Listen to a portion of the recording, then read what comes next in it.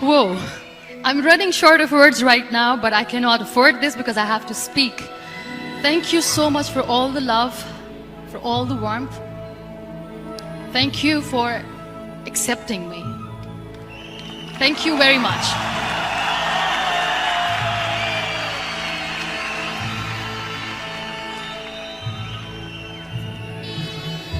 Well, I always start my talk with a disclaimer. And that disclaimer is that I've never claimed to be a motivational speaker. Yes, I do speak, but I feel more like a storyteller because wherever I go, I share a story with everyone. Problems are not too big. We are too small because we cannot handle them.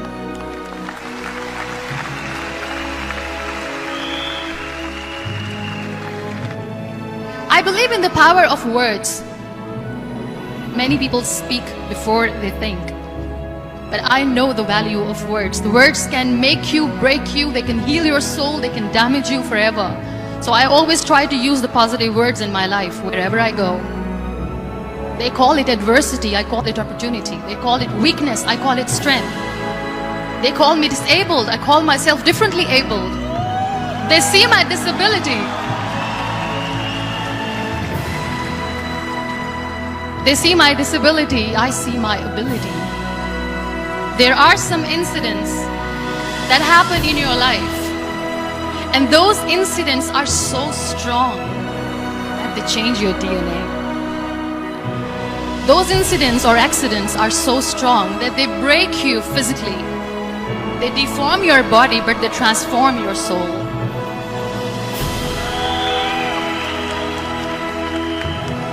Those incidents break you, deform you, but they mold you into the best version of you.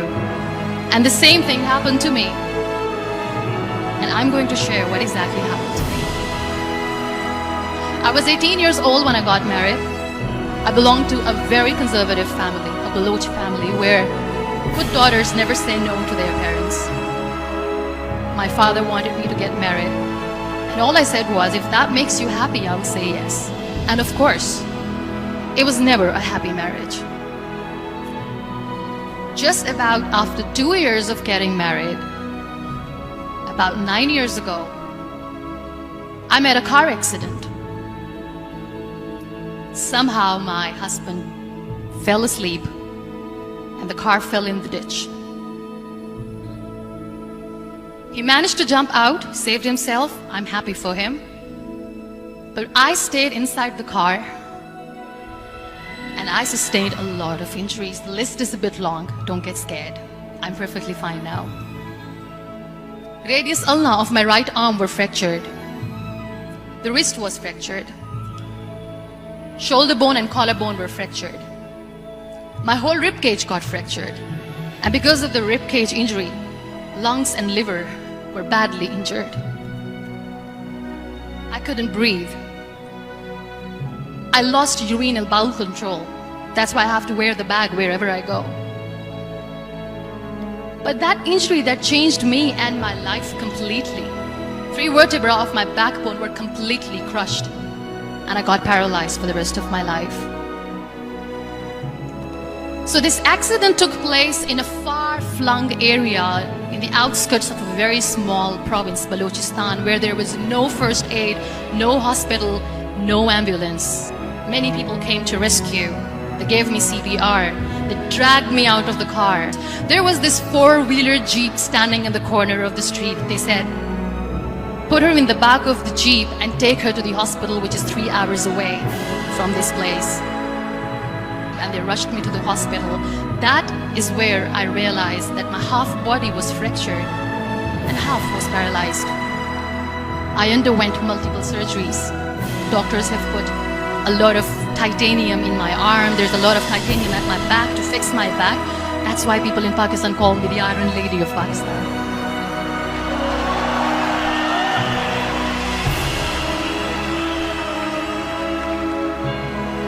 Those 2.5 months in the hospital were dreadful. I will not make up stories just to inspire you. I was at the verge of despair. One day, doctor came to me and he said, well, I heard that you wanted to be an artist, but you ended up being a housewife. I have a bad news for you. You won't be able to paint again because your wrist and your arm are so deformed, you won't be able to hold a pen again. Next day, doctor came to me and said, your spine injury is so bad, you won't be able to walk again. I took a deep breath and I said, it's all right. Because of your spine injury and the fixation that you have in your back, you won't be able to give birth to a child again. And that is where I started to question my existence. Why am I even alive? What's the point of living? I cannot walk, I cannot paint, fine, I cannot be a mother. And we have this thing in our heads, being women, that we are incomplete without having children. I am going to be an incomplete woman for the rest of my life. My mother said to me, this too shall pass. God has a greater plan for you. I don't know what it is, but He surely has.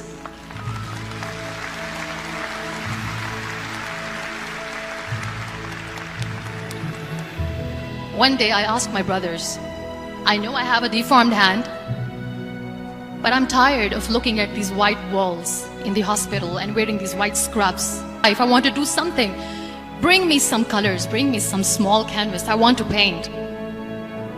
So the very first painting I made was on my deathbed. It was not just an art piece or just my passion. It was my therapy. So that's how I spent 2.5 months in my hospital, crying, never complaining or whining, but painting. And then I was discharged and I went back home. I was unable to sit. There were a lot of infections in my body, a lot of allergies. So doctors wanted me to lie down on the bed straight for not 6 months, for not 1 year, for 2 years. I was bedridden. There are always turning points in your life. There was a rebirth day that I celebrated.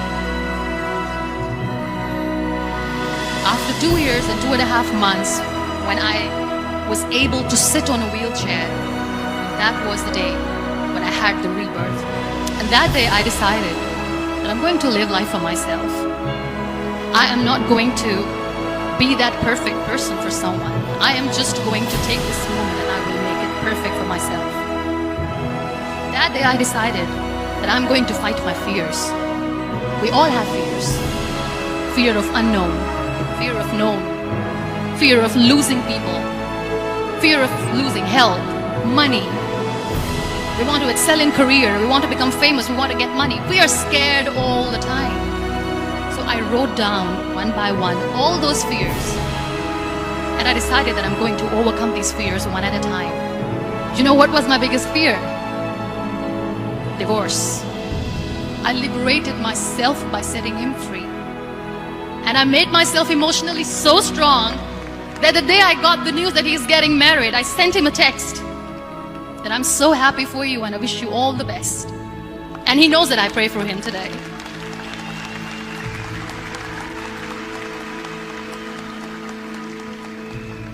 My biggest fear, number 2, was I won't be able to be a mother again. And that was quite devastating for me. So there is no point of crying, just go and adopt one. And that's what I did.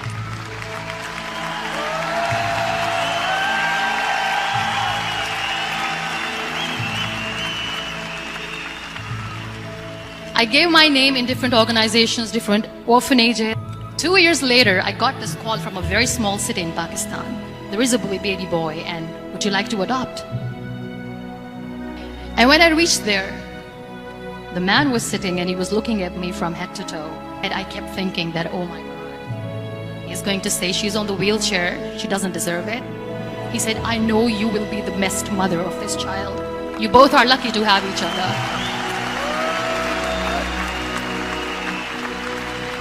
You'll be surprised to know another bigger fear that I had in me. It was facing people. I started to appear more in public. I started to paint I have done a lot of modeling campaigns, different campaigns for brands like Tony and Guy.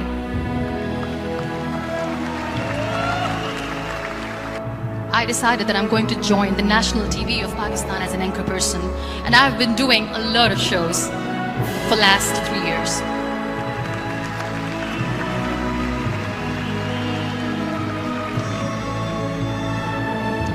So when you accept yourself the way you are, the world recognizes you. It all starts from within. I became the National Goodwill Ambassador for UN Women Pakistan, and now I speak for the rights of women, children. I was featured in BBC 100 Women for 2015. I'm one of Forbes 30 under 30 for 2016. Many people know about the terrorist attacks in Pakistan. We have lost many people. They have killed people in mosques, they have killed people in churches, temples, and in schools. There was this terrorist attack in Army Public School, Peshawar, where these terrorists entered in an examination hall and they killed our children. And in that attack, that day, this beautiful boy, Walid Khan, who was my hero, my real life hero, was the proctor who was taking care of the students, was keeping an eye on the students. Those barbarians shot him 3 times in the face, 5 times on his body, and he fell down. I was asked to give a talk in the school after a week of that terrorist attack. I could see children injured. I could see children sitting on the wheelchair. So this kid, Walid Khan, I was asked that he is in a hospital right now, and you have to go and see him and motivate him and tell him that it's going to be okay. And when I saw Walid Khan coming on the wheelchair for the first time in front of me, face was all deformed. His leg was fractured, his arm was fractured. He couldn't talk, he lost his teeth. He cannot sneeze, he cannot smell. He cannot eat. Say, this beautiful child, Walid Khan, came to me and he said, "Are you Muniba Mazari?" I said, "Yes." He said, "Baji, let's take a selfie."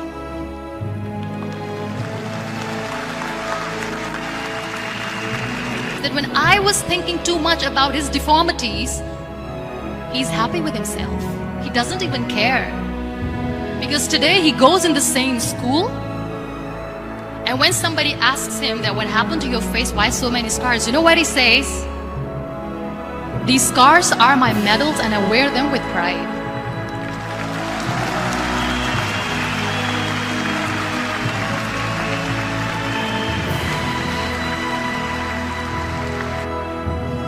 Life is a trial. Every time you realize that.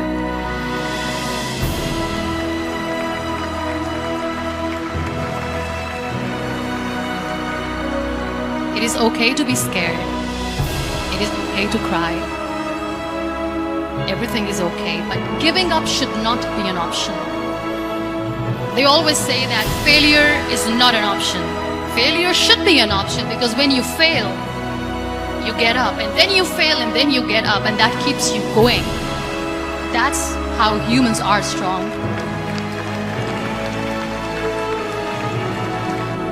We want everything perfect. Perfect life, perfect relationships, perfect career, perfect amount of money that we need to earn no matter what.